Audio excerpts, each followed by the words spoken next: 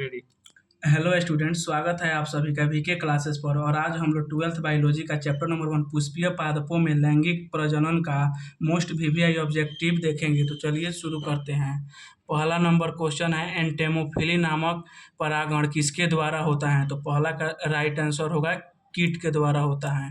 चलिए second number question देखते हैं, एनीमोफिली नामक परागण किसके द्वारा होता है? तो दूसरा का राइट आंसर होगा हवा द्वारा।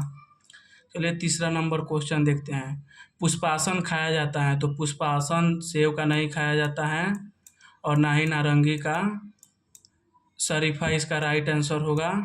चलिए 4 नंबर क्वेश्चन देखते हैं, लघु बीजाणु धानी है, लघु बीजाणु धानी 4 स्तरीय होता है।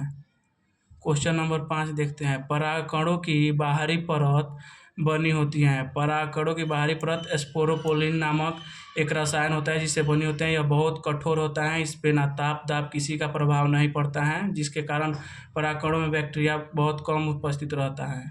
चलिए क्वेश्चन नंबर 6 देखते हैं, वेलेस्नेरिया के पुष्पा होते हैं, वेलेस्नेरिया का पुष्पा होते हैं, ये जल परागित होते हैं। चलिए क्वेश्चन नंबर 7 की ओर बढ़ते हैं, जलीय पौधों का उदाहरण है? तो इसमें सब जलीय पौधे होते हैं, कमल जलीय पौधा होता है, हाइड्रिला ट्रापा इसका राइट आंसर होगा डी ऑल। क्वेश्चन नंबर 8 देखते हैं, एक प्रारूपी आवृतबीजी का भ्रूणकोश परिपक्व होने पर बनता है? तो इसका राइट आंसर होगा 8 केंद्रक और 7 कोशिका, इसका राइट आंसर सी होगा। पुष्पीय पौधों में भ्रूणपोष में कितने गुणसूत्र होते हैं? तो पुष्पीय पौधों में भ्रूणपोष के 3N गुणसूत्र होते हैं।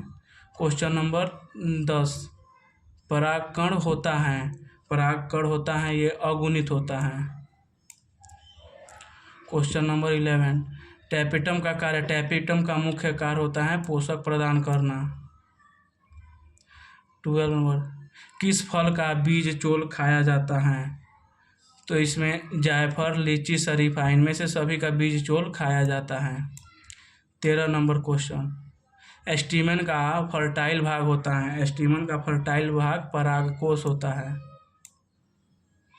क्वेश्चन नंबर 40, पुष्प अंग किसका रूपांतरित होता है? तो पुष्प पत्तियों का रूपांतरित अंग होता है। क्वेश्चन नंबर 15, युग्मक बनाने की प्रक्रिया को क्या कहते हैं? युग्मक बनाने की प्रक्रिया को युग्मक जनन कहते हैं।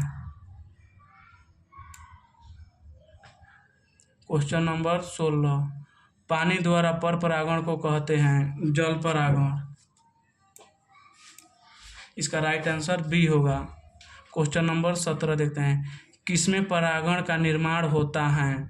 तो इसमें दिखा रहा है किसमें परागण का निर्माण होता है? तो इसका राइट आंसर होगा पोलन सेक, क्योंकि पोलन सेक में ही परागण का निर्माण होता है। क्वेश्चन नंबर 18, निम्न में से कौन सा कीट भक्षी होता है? तो इसका दोनों आंसर होगा, ए और बी दोनों आंसर होगा, इसका राइट आंसर सी हो जाएगा।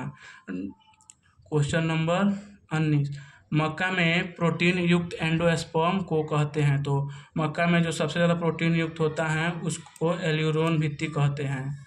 और लास्ट क्वेश्चन हो गया, पुंकेसर कितने भागों में बटा होता है? तो इसका राइट आंसर होगा 2, पुंकेसर 2 भागों में बटा होता है। और इसी तरह मोस्ट इंपॉर्टेंट वीवीआई क्वेश्चन देखने के लिए इस चैनल को सब्सक्राइब करें। Thank you.